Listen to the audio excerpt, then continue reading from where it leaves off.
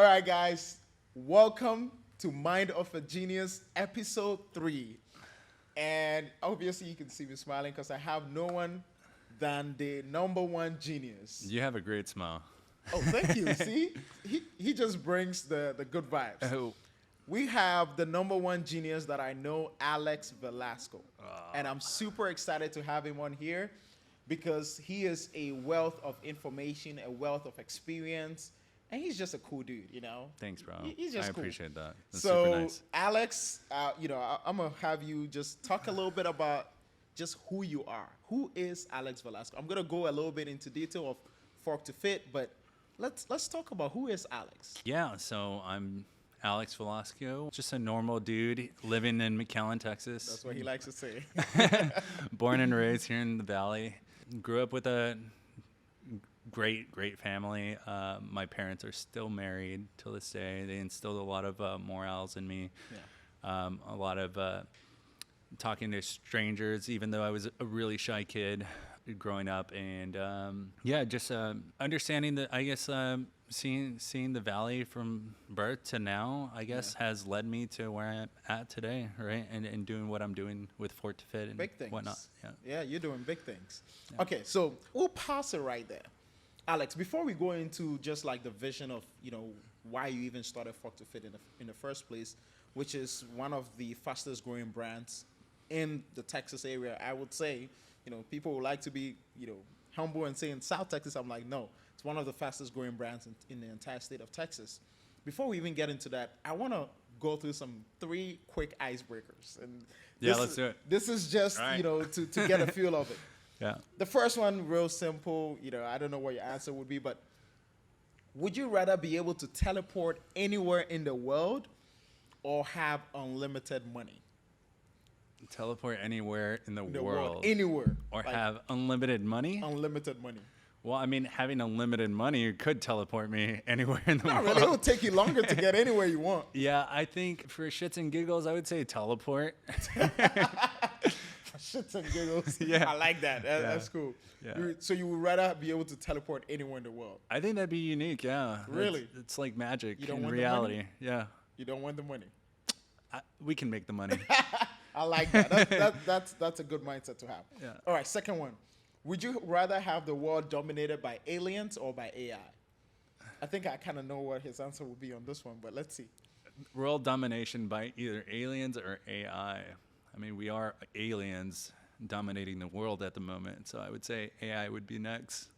So you would rather the world be dominated by AI? Yeah, I would say, AI Yeah? probably. Okay.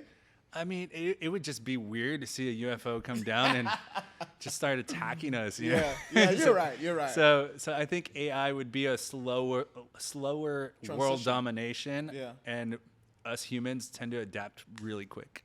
Okay, and So- we can probably control a little bit here and there. Yeah. So I would say AI. Okay, all right, beautiful. All right, last one. Yeah. This one, Oh. this one's the fun one. Would you rather be stuck? Oh, what is it? Would you rather get stuck in an elevator with Ice Spice or Sexy Red? I have no idea who those people are. Oh, that's crazy. You don't know who Ice Spice is? Ice Spice or Sexy who? Ray? Sexy Red. Sexy Red. Yeah, I don't know who those Okay, I'm people glad are. he doesn't know. So I had a feeling you wouldn't know who they I are. would take. I guess I would take either. No, you got to choose one. Oh. And it's good you don't know who they are. Because Ice Spice or Sexy Red. I mean, let's go with Ice Spice. Thank God. Yeah. Great choice. Okay, great. Great choice. All right. I'm gonna have to look her up. Yeah, you have to. So Alex would rather get stuck in an elevator with Ice Spice and not Sexy Red. I'm sorry, Sexy Red, but I wouldn't even get stuck in an elevator. They're with both you. females. Yeah. All right, beautiful. All right, with that being said, I want to dive right into it, Alex. Awesome. Thanks So- for the icebreakers. Yeah, just to get Yeah. the ball rolling. Yeah. So you started Fork to Fit Kitchen. And again, like I said earlier, Fork to Fit is one of the fastest growing brands that I know of. And you've done a very great job at really showcasing the value that you have to offer to a lot of people. How did that vision come to start? And how did you even get the idea to start something like that? Yeah, it's a very personal mission of mine to help other humans become more or less self-limiting. And I found that in fitness, in myself, once I joined the gym and I started working out and became disciplined and motivated by myself, and broke limitation barriers that I would create for myself, and saw things become reality from my ideation and creativity and through fitness. So like fitness kind of set up that model of like being disciplined, having a goal, being disciplined enough to be consistent enough to reach that goal and surpass that goal and create new goals. Just like dreaming more, right? So I think I found a lot of good in that, and I wanted to see that in other people. So yeah, I started with personal training and met my business partner. He was my personal training client. I wanted that for him, and it seemed like he wanted to start a business and was very passionate about it. And we had a fitness jug that we were going to come out with, and we had engineered it and whatnot, and we decided to put that away and said, hey, like, we have this new opportunity of creating meals and macro balanced meals, low calorie meals, because his mom owned a restaurant. So we were able to ask her to help us out, start prepping these meals for us. And the reason why we got into meals was because it was a big contributor in why people would not stick to the game plan that I would give them, right? Yeah. In personal training, I would always say, okay, well, like, your nutrition's like the most important part, and clients just would not stick to the plan, and because of excuses and self-limiting barriers that they would create for themselves. So how could we kind of help with a tool to help them follow the plan? And that was creating the meals for them, making it easy for them. So I knew very well that it was going to sell because it was a problem that needed to be solved. And I knew that with my clientele, I could sell directly to them.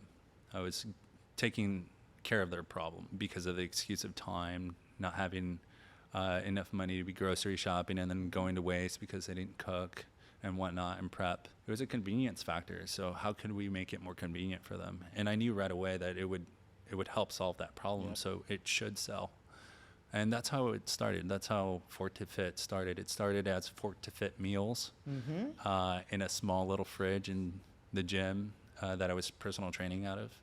Was able to rent the little spot for $250 at the time monthly, and had the gym's employees check out the meals to the customers as they would come. So, and I was there all day, personal training. Yeah. So I was there selling the product. And when you come out with a brand or a business, I think the number one thing to do is sell your product as the creator, right? Correct. Knowing how customers respond to it and learning from that experience, and seeing what you could do to adapt to help solve the issue or the problem to make sure that sale happens. So yeah, that's how Fort to Fit started. It started as Fort to Fit Meals, and that's called Fort to Fit Kitchen. But yeah, that's the reasoning behind why I started Fort to Fit Kitchen, and why we have a mission today, which is to revolutionize the way people eat. So very, very humble beginnings, very, very humble beginnings. And, you know, I was talking to you earlier. You said you have 7 operational stores? Yeah, 7. And 3 more to come? 3 more on the way? Yeah, 3 more to come. Okay, beautiful. Yeah. And, you know, the reason why I ask this is, I mean, McAllen is considered one of the most obese cities. It has the most obese people in the United States. And so then, with that vision and with that purpose you had, how did you validate that, you know, there was demand for this? Because we realized the kind of food people like to eat here. How did you validate to know that there will be a need for this kind of food that people can really use to change their lifestyle? I think people want to feel better about themselves, but create a lot of excuses for themselves or have low self-esteem. That's a big problem. Yep. And they just need a helping hand. They need reassurance that they're doing or thinking the correct way when they're trying to solve these self barriers that they're putting up for themselves. Yeah. So I think that knowing that people want to help themselves but just don't know how, and creating tools that might just help them get there Yeah. would be very, very beneficial. So obviously we know that McAllen is the most obese city in America, back-to-back years. Since I was personal training, I've heard that. So I knew there was a necessity for it. I knew people wanted to help themselves. We just needed to create the tools for it. And it spoke volumes when we opened up our first store, and we were able to hit about like $1 million in 9 months of revenue. Wow. And I say that because the need was there. Yeah. From one store. From one store. Wow. So, and that's because we were a startup. Like we didn't have all our I's dotted, T's crossed, but we were learning as we went on. And to hit $1 million with not having great systems down told us a lot that there was a lot of demand. So I could only imagine if we did have that down, all of our systems, as we do now, and we're constantly adapting and implementing, I knew that this was going to be a really big problem solver here in the Valley. And so. Well, I'm kind of glad you say that, because a lot of people stop themselves from getting started just because they feel like they don't have everything in place yet. Right. And obviously from what you're saying, like it just took you like getting the meals done and going to the gym and just selling it there, just something, getting started. Yeah. And obviously, like you said, the demand grew, kind of and everything.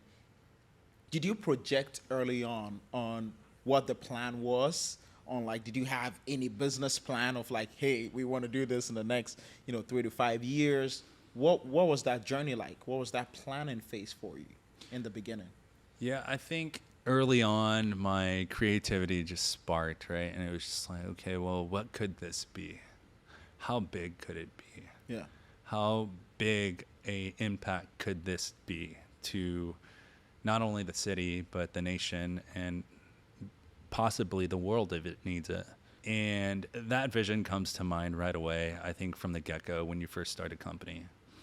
And then you start putting limitations to yourself, right? You start creating those self-barriers because you're not nowhere near there, right? Mm-hmm. So you start thinking, okay, well, what do I have to do to get there? I guess that could be a little like pessimistic. Like you start looking at what ifs and the negatives. The negatives, yeah. Right?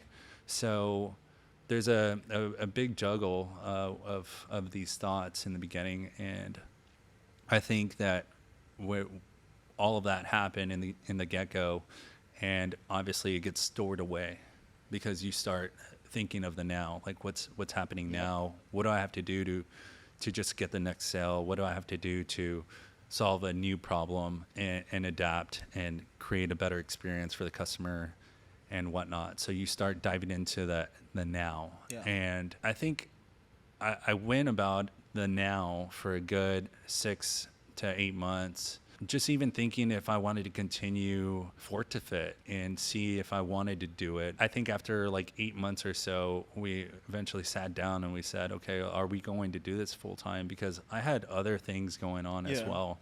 I was personal training. I was selling these little dessert cake, so protein cakes in a jar, because it had... Were you making them yourself? Yeah, so we were making them ourselves in my apartment, and they were low-calorie desserts. I knew that could help, right? Yeah. Because it's low-calorie, high-protein dessert. Everyone loves sweet. So we were doing that. I was also graduating from college with my biology degree. I was doing research. I was working at Cheddar's just before as a server. So I was doing many, many things. Personal training was a big income for me. But, I think we sat down after 8 months and we said, okay, like what is it that we're going to do with Fort to Fit? If we're going to run with it, let's run with it. So we decided to agree to open a storefront. And that's when we started the storefront, that's when I started envisioning everything that's to come with the store, how big I wanted it to be, how much of an impact I wanted to make. So it took a lot of time to get back to your question. I think goal setting is just getting started. It's just like you get started, and the goals, You grow on it from there. yeah, that first vision that you first saw, it starts becoming a reality over time, and you start dissecting that vision from the Yeah. get-go, that goal that you set for yourself, and that planning that you set for yourself. It starts becoming a reality, so then you start adapting and creating it bigger and better. I think it's a day-to-day thing that Yeah. you're just always Yeah. finding out what it is that you want to do. Yeah, and again, a lot of people don't get started just because they feel like there's so many obstacles, the what ifs, the negatives. Yeah. What if this doesn't work? Yeah. You know, what if, something happens and, people are going to laugh at me or whatever. And those are a lot of the obstacles that stop a lot of people from getting started. But like you said, you can like have this big vision, but if you don't get started, then the vision cannot really materialize. Like, Right. you literally have to get started and then paint what you want the future to be, which is exactly what you did. So Yeah. that's exciting. But let's move on into like financing, and funding. Because a lot of people, when they want to get a business started or they want to get into the restaurant space or the fast food space or whatever, a lot of the reasons why they don't get started is financial. Like, how do they secure funds for this? Yeah. And I know that you started off like very, very like humble beginnings with like paying $250 a month to be able to host your meals in a gym. But what would that look like for someone who wanted to get started? What is some advice you would give to someone who wanted to get into the space when it comes to financing? I think it really takes believing in oneself Yeah. to get started. And I think you need to have these certain habits instilled in your life to kind of motivate you to create some type of discipline and consistency in whatever it may be. Let's just say like it's playing piano and you're consistent at it and you're getting really, really great at it. At least you have this habit on the side that you're staying like consistent about. You're staying disciplined, and you're believing that you will be great one day, and then finding out that you're finally great. I think those little motivations are important to have in your life. So I think finding a good habit that you could stay disciplined and motivated by will help you alongside with like creating a business. So like, And for you, that was working out? for me, that was working out, right, and fitness. Yeah. And I saw like, hey, I wanted to grow my biceps, or I wanted to grow my physique, and I did that, and I was able to do it, and it showed me that, hey, consistency and discipline pays off.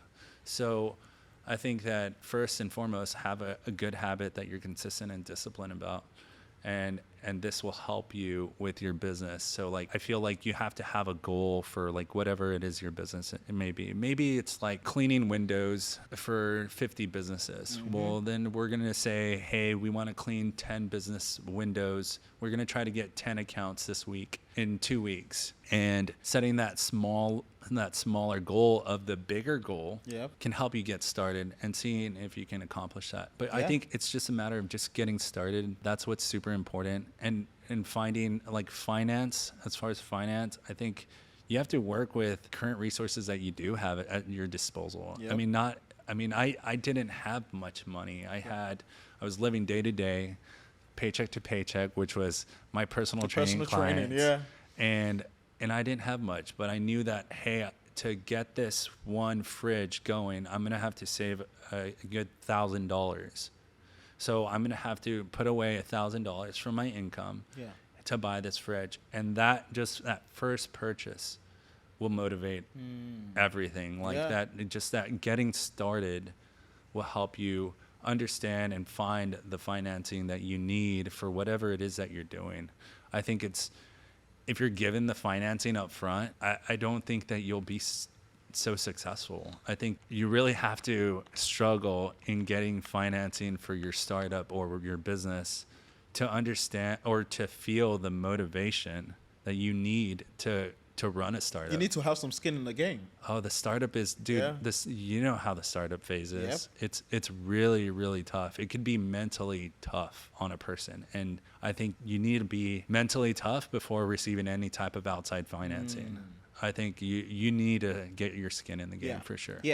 Yeah. I mean, a lot of people wake up and they're like, oh, I need, millions of dollars in funding before I can, start this business. And it's like, no, like, Yeah. like you said, skin in the game will prove to even your investor that you are ready to grind out on this. Because then if someone just gives you money on the side, you can just go spend it and waste it because it's not your own hard-earned money. Right. So I agree, like having some sort of skin in the game, invest in your personal funds, put some money aside from your weekly income, daily income, monthly income, Right. to kind of invest in your dream. I think that's It's the super way to important. go. Yeah. It's super important. All right. So you move into having this idea, developing it. How did coming up with the meals look like? Because like for me, it's like, okay, you have really cool meals. Like you put together really good, I call it concoctions or something. You put them together really well. Yeah. And it's like, how do you get that inspiration or is it from client feedback? What does that look like to be able to put together meals that people actually want? Yeah, I think it's understanding your customer completely and in your community, which is our customer, right? Our customer is the community we live in. So it's understanding the customer, understanding their experience with your product, and then adapting to what it is that the customer is looking for, right? So if we understand from our data and we pull our data and we say, hey, well, chicken enchiladas sold a lot this year. So we obviously know that customers really like either the flavoring, do more of it. the chicken, the tortilla, or something from it. So let's create more dishes that kind of appeal to that type of dish that might create some type of movement for that product, right? So I think it's also it's fun to explore like different products and see what people like and then receive that data and see what their experience was like and then adapt the products that you're offering to the data you receive from your customer. So it's always dissecting in the data, talking to customers, feedback, and whatnot that has really helped us develop the dishes that we have. We have over 60 plus different dishes. Yeah. We also know that not everybody wants to eat a certain meal every single day, so we need to have a variety of options from breakfast, poultry, red meat, seafood, salads.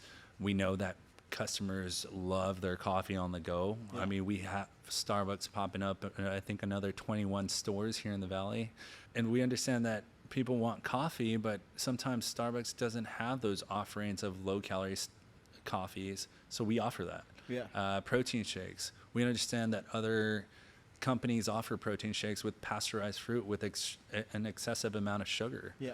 So we offer protein shakes with natural fruit, no added sugars, and a high quality protein. A variety of calories because you have your runners, your joggers that need high calorie protein shakes, but you also have the average Joe that wants to lose weight. Yeah. So we need to have those options available to our consumers, our community, our understanding our community and who we're selling to.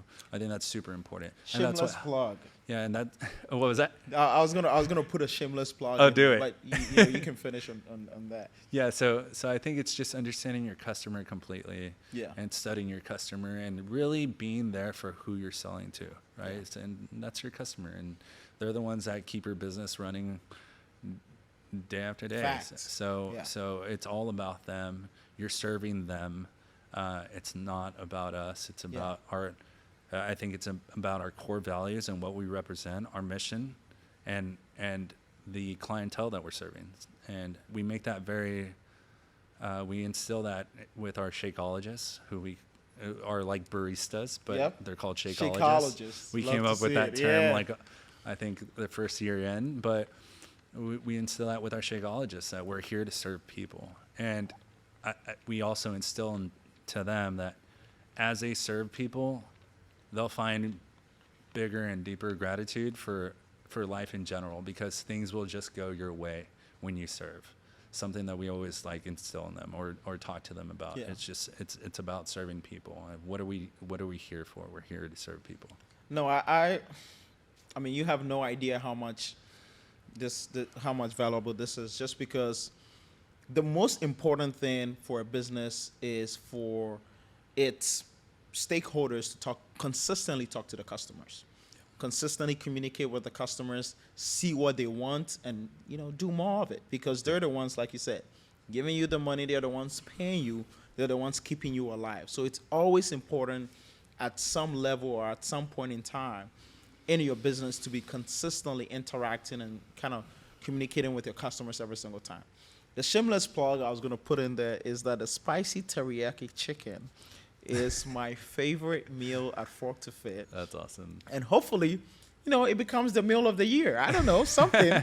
It's just the best. It's like, it's the one meal I never stray away from. That's awesome. That's like you like spicy food, obviously. I love right? spicy food. Yeah. So then, there you have it. Yeah, it's just great. And it has like the broccoli on the side. The rice is good. Like, it's just perfect. And then the chicken is spicy. Coming from someone who loves spicy food, you should definitely give that a try. Yeah. All right. Season that chicken for y'all, Sam. Yeah, use code y'all, Sam. Just kidding. I'm just kidding. Use my boy Julian's code. We got to get your code. No, use my boy I always use Julian's code when I go. Code, yeah.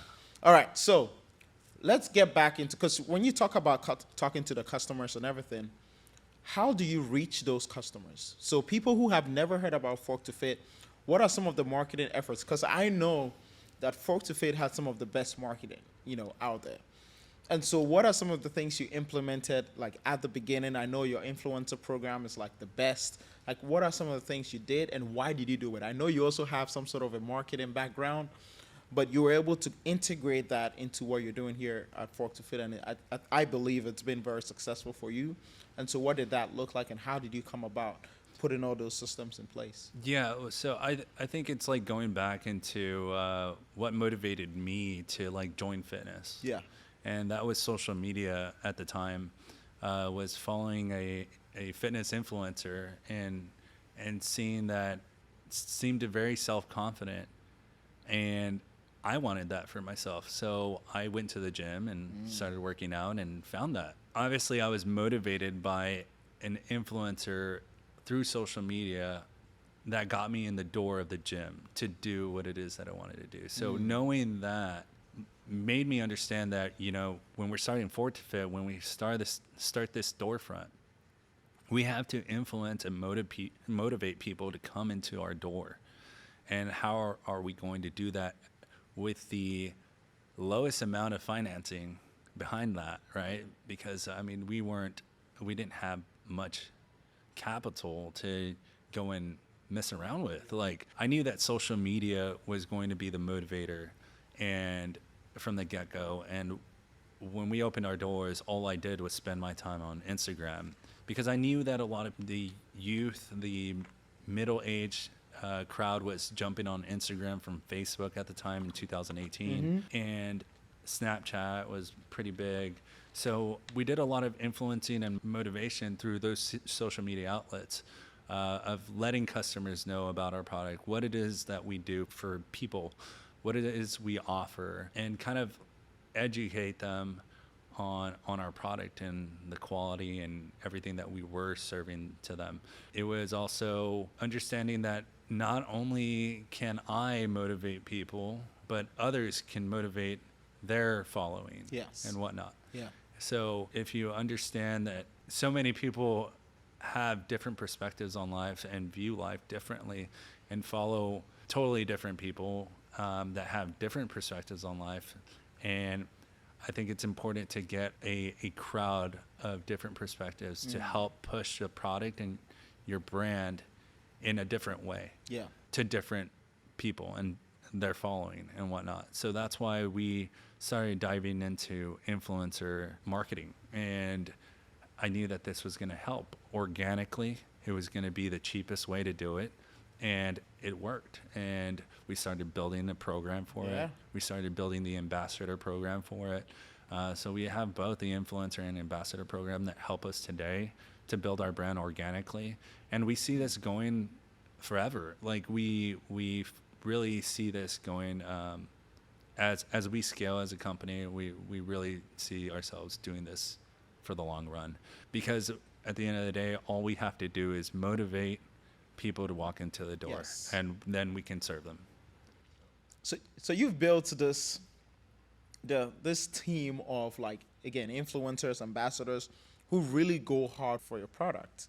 And so coming back into, kind of how do you find those people, the good talent? So then, one, you have your ambassadors, your influencers.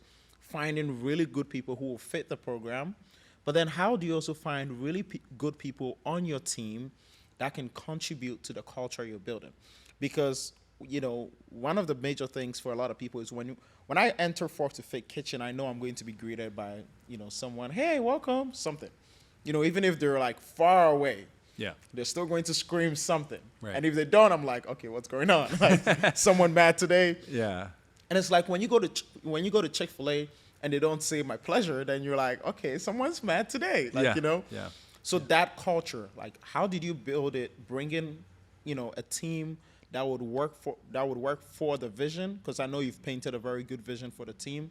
How did you do that? Bring in people who really believe in the product, and even as well as the influencers. Yeah, I think it's building a really good team and understanding, or like having the team understand your vision completely. I've always been very transparent with my plans and what I want to do with Fork to Fit with everybody within the company. And I sound crazy at times, and I love to sound crazy because it makes me motivated to make sure that I you make the crazy walk happen. the talk, right? Yeah. So it's a motivator for myself, and I think it's super important to have the team understand what it is that you're planning or what you're envisioning with your company, so that way they can pursue that vision, but also inspire others to understand that vision. So like making sure that your team just fully understands the vision and what you're trying to create, what type of culture you're trying to create, so that team can go and pass that on to whatever it may be, the influencer program, the culture within the stores, the culture within the organization, having the customer feel that experience when they walk in of the hello, or even having their shake ready when they get to the bar, or their coffee ready. I think it's about having a really good team that understands your vision and that you're very transparent with your team. So high level of transparency. I think High level, yeah. I think a lot of businesses don't achieve that or don't get to that point because they don't know how to do it in a way that makes sense for them, because they feel like, okay, if I share all my plans or my future plans, whatever, some of my employees can just take it up and leave and go do something of what we're doing, of what I'm doing, of what you're doing, whatever it is. Yeah. And I think that's what stops a lot of people from being that open and that transparent. But I think it is a good point that you bring it up, because it creates that trust and that good culture of everyone on the team knows exactly where you're going. Right. They know a path. They know a path to growth for themselves. They know a path to growth for the company. So, obviously it ends up just working out fine. Exactly. Yeah. Exactly. Yeah. Transparency is key for sure. Make yourself sound crazy with your whole team. Yeah. It's fun. It's fun to see their faces and be like, what did you just say? Like, are you crazy? Yeah. Like, so I think it's important to instill that in your organization, because everyone's motivated by that. Yes. I think they want to be motivated when they go to work. They don't want to just go to work. Like, you need to motivate them in some way or another. Where the bottlenecks can happen is like having your organization or like your upper team not also sharing that transparency to their colleagues, right? Yeah. So I think it's super important to have all your directors in place to understand, like, hey, we want to be as transparent as possible. We don't want to have any secrets. Like, we're cool with everything. I've never been one to, hey, let's hold this back from anybody or whatnot. I've always been very, very transparent with everything that we, like, I really don't care. Yeah. It's really hard to do business in general. It's really hard to grow a brand in general. Yeah. So if someone wants to go and copy and do the same thing, go by for all it. means. Yeah, they just won't get to, Go for they it. don't have the same drive as you probably. It's very, very tough to do Yes. what it is that a business owner goes through on the day-to-day. It's mentally, it's physically, it's emotionally, because I'm not only leading a pack of 110 employees, I'm leading that pack, but I'm affecting their lives because they have their own livelihoods, their own families and whatnot. Yeah. So we have to look out for everybody. Everybody. We all have to be a team. We all have to understand that we're a team. we have to work at this together if we really want to have this sustainable, like have it be a sustainable company. So then, in the spirit of transparency, what are we looking at as far as revenue so far? What has Fork to Fit done as far as revenue? I know it's some big numbers. I mean, if you're talking about 1 million in the first year, I can only imagine. I guess lifetime numbers are probably passing like 25 million. Wow. Like 20 to 25 million. Probably, I mean, the last time I checked, I think the last time I went to one of your marketing classes, I think it was passing like 20 million. Yes. And that was about a year ago. Yes. So yeah, lifetime numbers should be past that now. Wow. But it's cool to share that number, right? Because I mean, we started from selling $5,000 a month in our gym. Yeah. That's how we started in revenue, $5,000 a month. And now we're well over that. But it took a lot of grit and tenacity to make it happen. It's also growth. It's good to see that growth happen because a lot of times you want to see that the effort you're putting in is being rewarded by, some of those numbers. So it's not for vanity's sake. It's really like it's an indication that you've put in the work and the work is paying you back for the amount of time you've had to sacrifice for that. Right. Yeah. Okay. So then what is the scaling look like? So you went from 1 store to 7 operating stores. How did you scale that in, when it comes to the team, when it comes to the meals, everything? I know there's a whole operation behind it. How did you scale it from 1 store to 7? It definitely is a team. That's why I'm able to sit here today, right now, at this very moment. Yeah. It's 3 o'clock. 3 o'clock in the middle of the day on a Wednesday, and I'm able to sit here with you. And so it's a team effort. It's huge. It's like your team can really make you or break you. So you want to be as transparent as possible with your team and letting them know your emotions, your feelings, your desires for the company, and get their input and understand like their life and like what motivates them and what inspires them. And so that way you can kind of, make it a better workplace for them and try to motivate them in any way possible. Right. Yeah. So to go from 1 store to 7 stores, it took a big team effort. It took a lot of the team believing in the dream, in the vision and where we wanted to be in 1 to 2 years. It took a lot of guts from Jose and myself as owners to take that next step of like, hey, we're going to risk our credibility, sign for another loan to hopefully make it work. Yeah.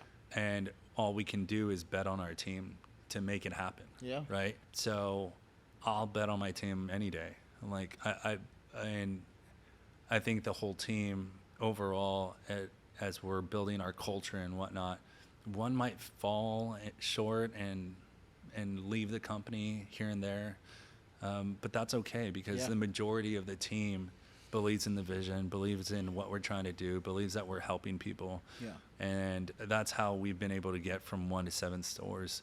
But it's taken a lot of getting our hands dirty and adapting. When COVID hit, we had 2 stores, and we had to roll up our sleeves and deliver to people. We basically offered, hey, you order over $10, we'll deliver for free.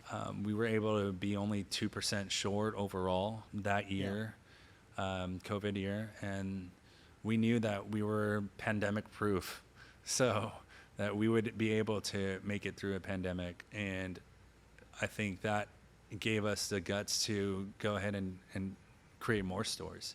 And every store has kind of proven our thoughts and our vision, and it's been nothing short but like amazing, to be honest. Yeah. I mean, and like I said earlier, like the potential and everything I see being built is just screams that there's going to be huge success in the future. And I'm looking at 100 stores, all over the state, because I think this is something that a lot of people need. And this is a really, really viable product that you've been able to create. And I really respect what you've done here. I guess to kind of wrap it up slightly, what is your vision for Fork to Fit, for the future? What do you plan to do? How do you plan to scale? And how do you see Fork to Fit really affecting change in a community? I think it's going to cause a change in, if we can get it to where I want it to get it to, I really think that we can change the model of creating revenue from healthcare, right? In the United States, healthcare is a huge business, but Fact. changing it to preventative care and having healthier humans, more sustainability for human lives, to help us adapt as humans. Technology is moving so fast. We have to be smart and healthy to adapt with it. So I really believe that we can stop focusing on the gaining revenue from the healthcare system and really focus on preventative care, which in turn will help humans be happier and healthier. Yeah. Livelihood would be amazing if you're healthier. The quality of life would be great. And I think having healthier humans in the United States will help us Yeah. in so many ways. Yeah, absolutely. And mentally and physically, right? And Yeah. and creating better systems for the world, for ourselves. So I really think that it can have a really huge impact in the United States in the future. And we can really define what fast food looks like in the future and start defining what the future holds for food in Yeah. itself. I think a lot of people need to understand that food isn't just food. It's a tool that we use to become a greater human being. Yeah. Food is medicine. Yeah. Yeah. Yeah. So I see Fort to Fit scaling in so many ways, creating the ecosystem of health and wellness, Yeah. creating tools for humans in health and wellness, in preventative care, and being a neighborhood store in every corner in the United States. Being a household name too. And yeah. And I'm glad you talk about preventative healthcare, because I think that's one of the biggest things that America needs. And Well, you know, absolutely. and all over the world as well, because we are more focused on, okay, someone is diagnosed with cancer, someone is diagnosed with kidney failure or this or that. That's always the mentality of, okay, if the person goes to the doctor, what are some lifestyle changes they can make to their diet and the way they live to make sure that some of those problems don't keep occurring. Yeah. And I went to a doctor once, and she was telling me, hey, check this, check that. And then she's like, oh, we can give you some pills for that. I was like, no, I don't want pills. Yeah. It's Yeah. like, is there no other way that I can check maybe the way I eat, Yeah. or the way, just like my exercising or anything, Yeah. my active lifestyle? What can I do to be in better health and shape? And they don't tell you these things because they're more focused on getting money from big pharma and everything. It's a whole different conversation. That's a whole different conversation. It's a that whole I would love different to topic have. that we will eventually dive into. Yeah. But I totally agree. I think you championing that cause of preventative healthcare, it's something that is actually needed. And I think the more people hear that, the more we're able to kind of take down, in the valley, obesity will go down just with people changing the way they eat. Right. And right. so, I'm 100%, for it. I would 100% support that vision. I think that's a very good thing to have for us. Yeah, I appreciate it. Okay, so to wrap it up, I have one important question. Yeah. And I think I want people who listen to this to get some sort of, again, advice, inspiration. What advice would you give to anyone who wants to get into your space when it comes to either fast food, because this encompasses even, let's say, a restaurant space as well, or even starting a business in general? What advice, after all these years of experience, would you give to someone who wants to get into this kind of business? Just get started. Just get started. Oh my. Just get started. Okay. I think just getting started is a big step, right? Once you start, I think that's all it takes. It's just getting started. I also know that you just have to have a lot of guts and tenacity, Yeah. and really believe in what you're doing. Really believe in the brand that you're about to push. Yeah. Because it's gonna tear you apart. It's gonna tear you apart. It's gonna test you. Yeah. It's and you really have to love what it is that you're about to work on, and what you're about to push to the public, what you're about to serve to the public, And you really, really just have to make sure that you're in love with what you're doing. But the most important part is just getting started. Yeah. You know, it's interesting because you're the third person who has said that. Yeah. And this is the third episode. Which means everyone has said it. Yeah. All you need to do is get started. Because it's the one thing that stops a lot of people from really fulfilling their dreams. They want to wait for the perfect moment, the perfect time, for everything to be in place. It's like, no, you get started, you make mistakes, you learn from those mistakes, and then you reinvent yourself. Right. You get better. Right. But if you don't get started, you're still going to be waiting.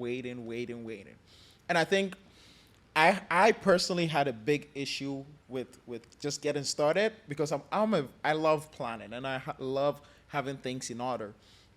And so, for example, this podcast had been something on my mind for like 3-4 years. And it never happened because I said, I don't have everything in place. Like, I don't have a good place to do it. I don't have the best equipment. It's just so many excuses. Well, you have great equipment now. Yeah, well, yeah. Everything is easier now. Yeah.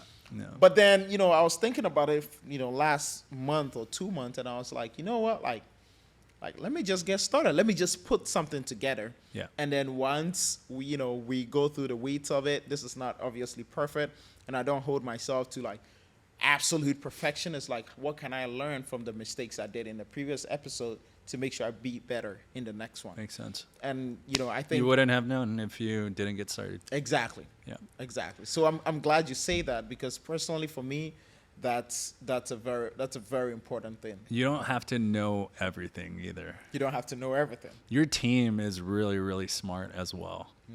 Have your team input a lot of information, but to stick to the vision, stick to your morals, stick to the culture that you're trying to build, and lead the team in a motivating way. Yeah. And I think that's all you need to do. You're not alone. You don't have to have all the answers. It's not that. I'm sure a lot of the stuff that I said today seems very basic, and it really is. It really is. It's just the matter of just moving, just getting going, just finding out as you F around. Yeah. And just shameless plug. Alex is a really fun guy to work for. So if you're ever looking for a job, you can hit up Fork to Fit. The company is really fun to work for. Yeah. We have an amazing culture. If you want to apply, go to forktofitKitchen.com. You heard that yourself. Alex is hiring. ForktofitKitchen.com. We got 3 stores coming, and we'll be hiring. And yeah.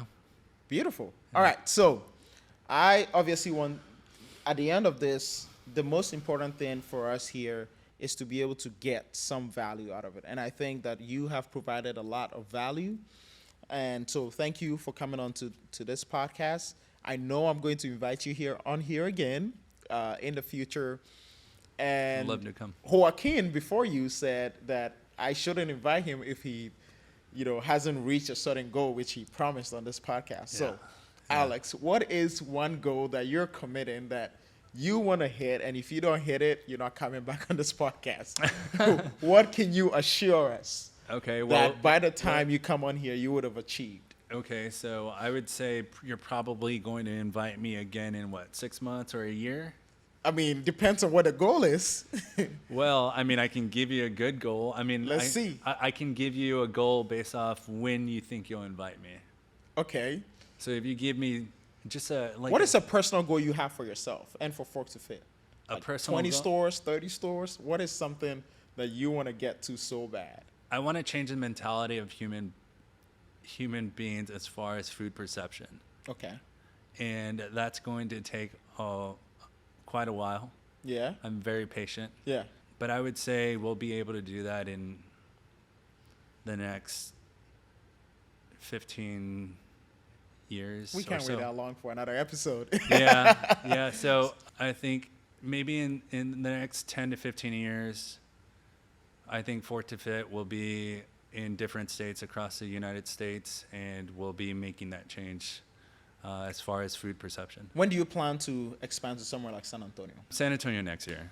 Next year? Yeah. All right, you heard it here first. I would say, let's just say all of Texas done in the next 2 to 3 years.